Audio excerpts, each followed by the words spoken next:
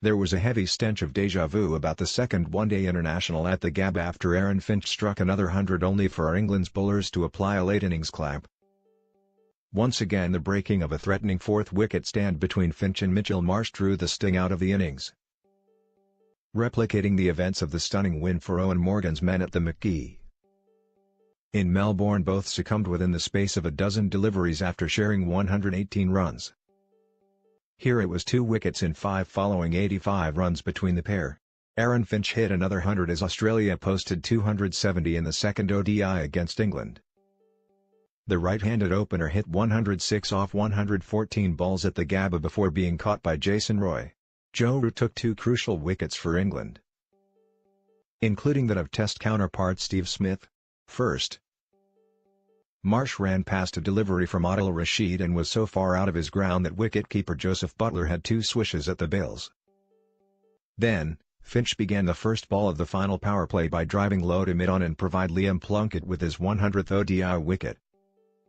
This time they were dismissed the other way round, but the loss of impetus proved even more dramatic when Rashid's wicket-taking ability accounted for the dangerous Marcus Stoinis for single figures. It left the notoriously raucous Gabba blanketed in silence and Australia struggling to match the 304 they posted last Sunday. Opener David Warner made 35 before he was caught by Root off the bowling of Moeen Ali. Chris Woakes celebrates his run out of debutant wicket-keeper Alex Carey, who made 27. And despite an enterprising 27 from debutant wicket-keeper Alex Carey, playing after Tim Paine went down with a stomach bug, they got nowhere near setting a 271-run victory target. Earlier, Steve Smith asked England to field in 33-degree heat, announcing a plan at the toss to run them off their feet in 33-degree heat on a ground with huge square boundaries. But it was the Australians that were given the runaround by Owen Morgan's outstanding captaincy. His decision to introduce Moeen Ali for the final over of the first power play sent Australia's run rate south. But the real moment of inspiration came in the introduction of Joe Root as third spinner. Liam Plunkett took 1 for 43 at the Gab as England's bowlers restricted Australia to 270.